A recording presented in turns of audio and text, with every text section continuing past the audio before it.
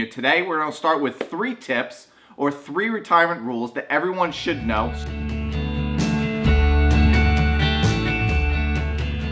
Welcome, my name's John Combry, and Michael and I are delighted you've decided to join us for this week's edition of Retire Yesterday, Live Today. Here, every week we come to you with ideas to broaden and deepen your financial awareness, to raise it up on the flagpole so you can thrive in retirement, not just survive. Right, Mike? Yes, absolutely. We come here twice a week to educate you, like you said, so we can educate you on how to thrive in retirement, not just survive.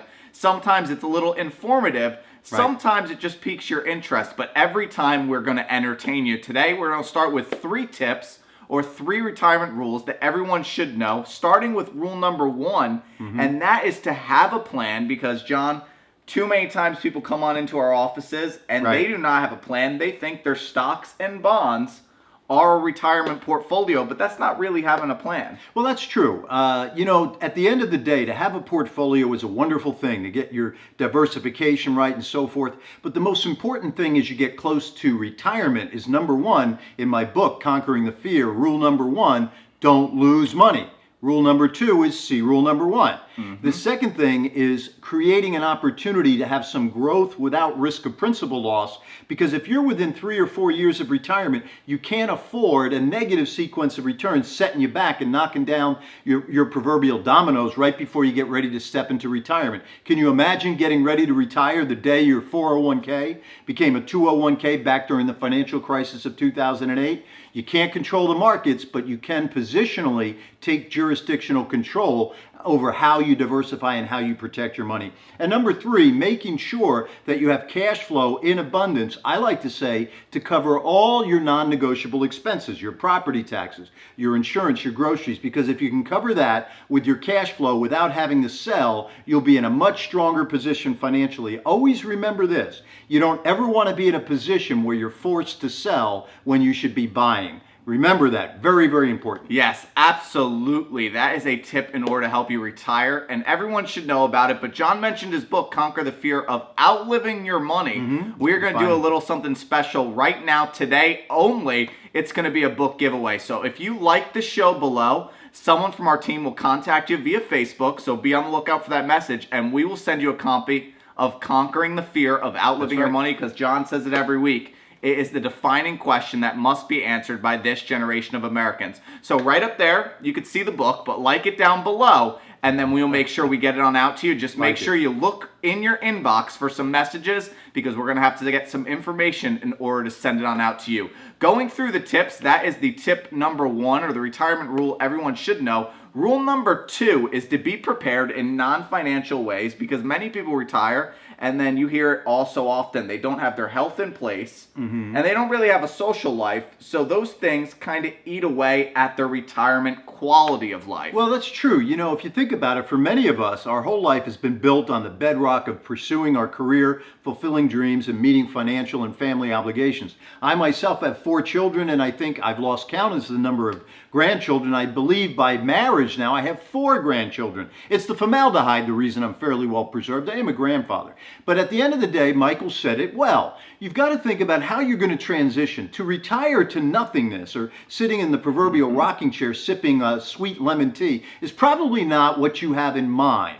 Now, the truth is, it's a transition. It is a transition. And there's an amazing study that was done and published in Success Magazine in cooperation with the British medical journal Lancet. And it said this: that as important as physical exercise is, things such as aerobic exercise for your cardiovascular health, and good nutrition, and eating more than your shares of leafy green vegetables like arugula and kale and all that great stuff, is as important as that is. You know what's even more important, according to this study, for wellness and thriving in retirement? In retirement, it's having meaningful work. You got to have a reason to get up and do something. It doesn't matter if it's philanthropy. It doesn't matter if it's continuing to go into work. The idea maybe just transition into doing more meaningful work. Life was never meant to just get to a destination and stop, hard pause. What is that all about? Now, don't get me wrong. If your dream is to fish, your dream is to play the golf courses of the world, that's wonderful. That can give meaning and flavor and fragrance, aroma to your life as well. But think about Think about that transition. What will I do? What is worthy of my best effort when I retire? Because that's a new chapter of discovery. Maybe it's a different career altogether. Maybe it's teaching children how to read that are having a little difficulty. Whatever it is, you got to find something, because I've found over the years that the clients of mine that live the most abundant life, without a doubt, they truly have never retired. They may have retired from work for a paycheck, but they haven't retired from life. You got to think about that. Wow, that is something I never heard before. You didn't retire from work because you're not retired from life. So that is something to definitely take a look at. That is rule number 2 when it comes to retirement that everyone should know. We're gonna roll right into rule number 3, and that is to be smart about Social Security. Because John, you have a very special story that kind of really elaborates how you can be smart about Social Security. And that all starts with Genevieve, because she thought she had it all figured out. But there is always another question, because if you're not asking the right question, you may get the wrong answer, exactly, or you'll get no answer. Well, Genevieve was a woman that rather, kind of sheepishly and reluctantly came to see me at the encouragement of her friend. And it's not because I was using that 23-hour deodorant. The maker of that one thinks that everybody needs at least 1 hour a day to themselves. The 23-hour deodorant. Get it? But Genevieve was reluctant because she didn't want to waste my time. She said, I feel like I'm just going to waste your time. And I said, well, what would you like to ask? And she said, well, it's really very simple. I would just like to know, should I claim my Social Security at age 62, or should I wait to full retirement age, 66 and 2 months? It's a great question. 40 minutes later, I answered the question. And here is what I told her. I said, Genevieve, no. You definitely should not. You should not file for Social Security at 62. She said, oh, I knew it.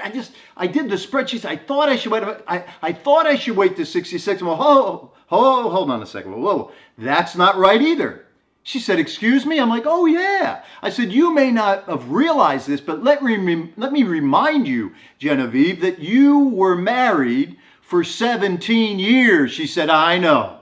I said, and you're divorced more than 2 years, isn't that right? She goes, that's right. I said, well, do you realize as early as 60 at the time, you can go to Social Security and claim a divorce spousal benefit, collect a certain amount of money on your ex-husband. He's a retinal eye surgeon, age 69. He's living up in Sag Harbor, Long Island. He's not even collecting. But you can get, at the time, it was $1,200 a month for 2 years before she even hit 62. What does that come out to be? That's about $28,800 right out of the gate. And additionally, it gets better. It's what I call claim now, claim more later, because she's never touched her own benefit. So hers is going to grow 8% a year all the way up, ratcheting it up, all the way up until she's age 70. But the perfect crossover time based on the spreadsheet for her, if she's healthy and vibrant, is about age 68 and 7 months. But do you realize that if she lives to the age of 85, by taking a 2-tiered approach, filing as a divorced spouse on her ex-husband's 9-digit record, and switching over to hers later, claim now, claim more later, that she can collect another $211,318. Wow, that's more than a few shekels. And there's over 586 different claiming strategies and 2,000 governing rules. Therein lies the rub. Therein lies the problem. Who's going to keep you informed? Social Security? They just reopened the Clematis office part-time, 9 to 1, Social Security Administration. And they don't give advice because it could be misconstrued as giving investment advice without a license. So folks, take that one anecdotal story and ask yourself the question, what don't I know about Social Security? And if I have a degree of wealth, dividends and interest, what can I do to not be means tested out of it and maximize all of my sources of income so that you can optimize your retirement income planning? Optimizing your retirement income is the single most important thing you can do for yourself, and we would be delighted, we'd be honored to help you. Yes, absolutely. That's why you need to like the show below, because each and every week we're teaching you something new about retirement. This has been 3 retirement rules that everyone should know. I'm going to let John close out the show. But again, like it on below. We'll be back with you next Monday and then Friday as well. Wow, So we're going to keep coming at you. We're bookending now. Exactly. We're going to wonderful. keep coming at you each and every week until you guys get it through your head that we're going to teach you how to thrive in retirement, not just survive. I will see you next week, my friends. We're going to let John close it out because he does it the best. Hey, well, you know what, folks? Make sure you get your flu shot, right? By the way, and listen, don't try to avoid us because we'll find you. We'll seek you out.